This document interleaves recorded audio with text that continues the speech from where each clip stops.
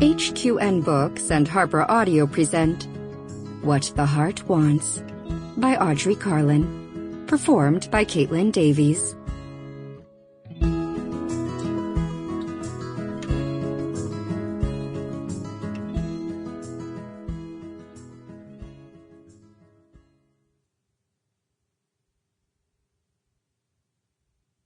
Prologue.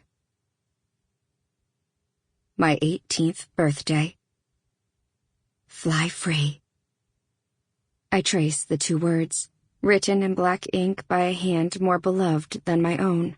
The color is stark against the pale pink of the parchment paper it scrolled on. This was so her, something she always did.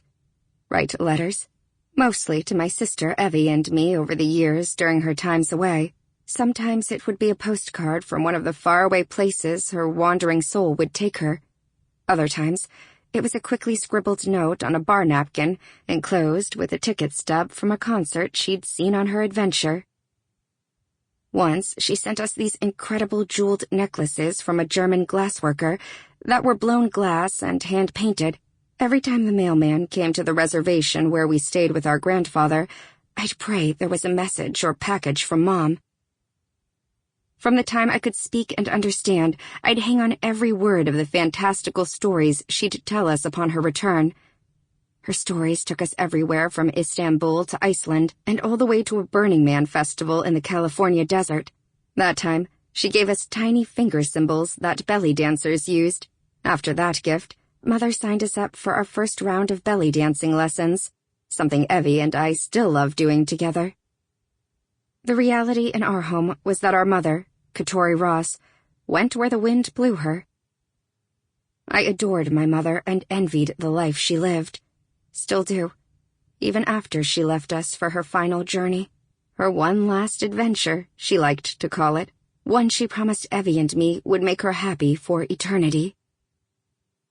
"Never worry about me, beautiful girls," she whispered, each of her hands outstretched, my hand in one, Evie's in the other. Her body sunken in, nothing but skin and bones, in the bed she'd not left in months. She smiled and shifted her dark gaze, first to Evie and then to me. "I've never been anywhere there wasn't beauty." With a squeeze of our hands, she closed her eyes, exhaled, and was gone. It was the last thing she said to us. What's amazing, though? I believed her. Death would be Mom's final stop, whether or not she wanted it to be.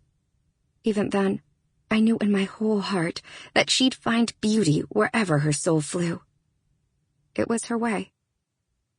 The one saving grace in all this sorrow was that Mom truly lived.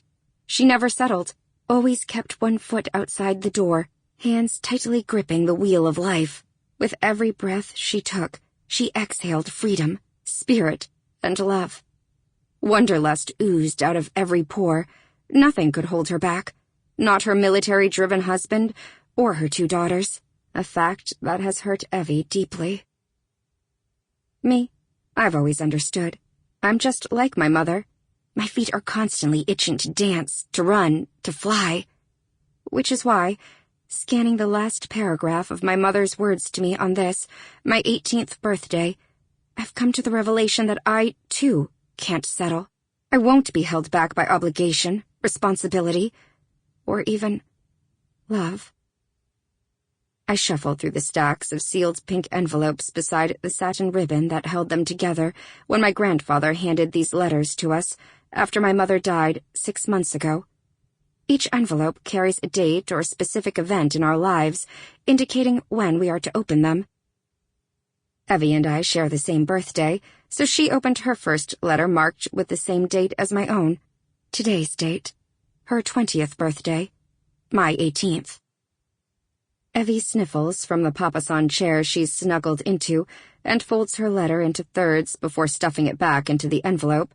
She presses the flat of her hand along the front and lifts it to her nose. "Smells like her." Evie clears her throat as a tear slides down her cheek. I sniff my... Sample complete.